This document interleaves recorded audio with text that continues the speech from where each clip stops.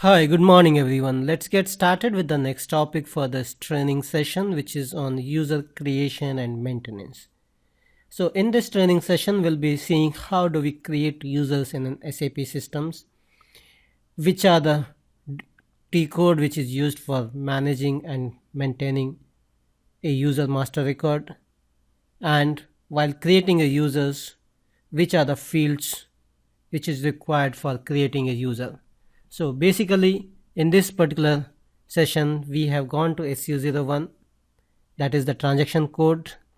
Let's try to create a user. Okay, we are creating a test user.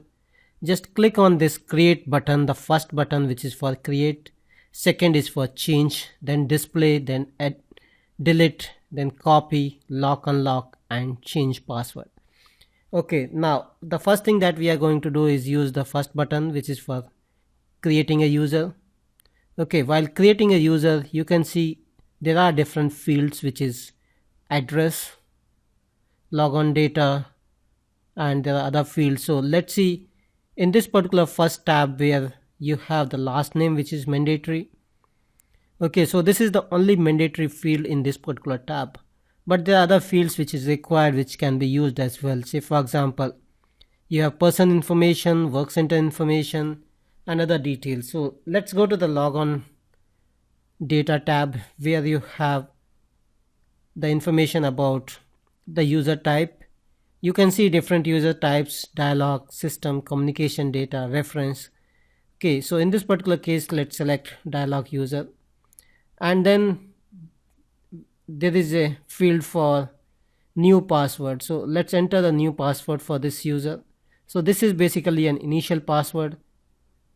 Okay, so basically we enter this particular field. Okay, now below that we have the field for user group creation. We can create a user group, or we can basically, here in this case, we can select a user group, and that user group will be assigned to this user. Okay, now these are the only two mandatory groups. So first thing is the last name, second thing is the password. These are the only two mandatory fields. Now let's enter the next fields. So we are entering the user group. Okay, just click on this drop down box,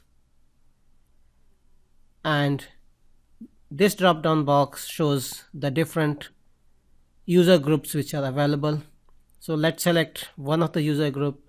Basically user groups are used for grouping the users by department, by location code, by the privileges. So we can select different user types. Then you have the validity period, that is from a particular date to a particular date. Then you have the accounting and the cost center information. Say for example if you are doing a billing based on the user's location or cost center, you can populate this particular field. Okay, so this is about the logon data field. So logon data, we have seen information. Now let's get into the next field, which is SNC. SNC is basically used for encrypting the communication. Then we have the default field. In the default field you can see different things like start menu. Okay, you can select any of the things that you want to be populated upfront in the start menu. Then you have the next thing is the logon language, that is which language should be presented to the user when he logs in. You can see different language codes are there. Okay, then the next thing is about the decimal notation, that is number format. Okay, after that is the date format, time format. Then below that is the output device, that is for printing, how do you want the printing to be done.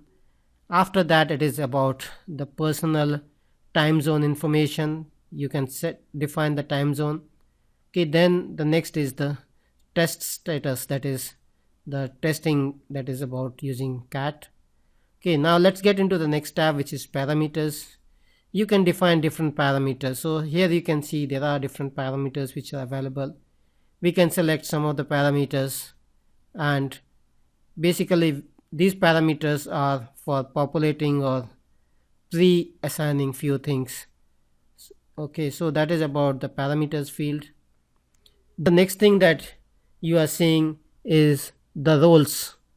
Okay, here you can see the different roles which can be assigned. Okay, and if you just click on this, there is a drop down list box. Next tab is about the profiles. Here you can assign the different profiles to the user. These profiles basically, here you can see the key profiles, that is SAP_all and SAP_new. These are basically the two key profiles that I wanted to show you guys, that these profiles contain the master information, that is, these are kind of super profiles, super authorizations. Okay, the next is about the user group.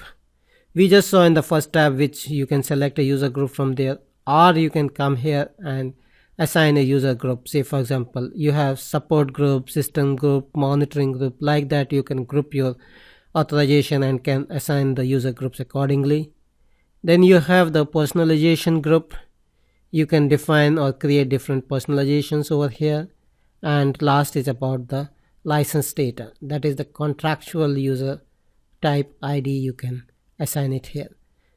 Okay, so basically we have seen information about the different records which is available. Okay, then the next field is, you can see this tab which is for copying a user, that is copy user. You can see from and to, that is from an existing user to a new user, and just select on the last tab which is the copy user. Okay, you can select whatever field you want to copy from this, so it's a checkbox. Now here you can just save this, assign the password and save it. Okay, so the password is the only mandatory field which is required in this particular case.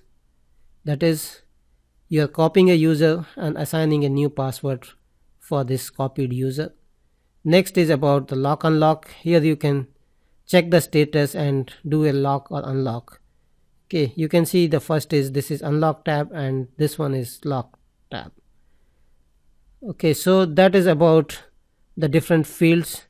And say if I just click lock, it will lock, click it again, it will unlock.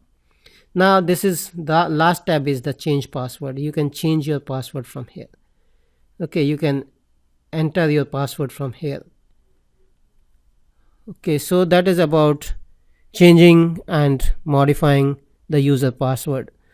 Okay, so that's all actually I wanted to cover in this particular training session. Thank you for joining and have a nice day. Bye bye.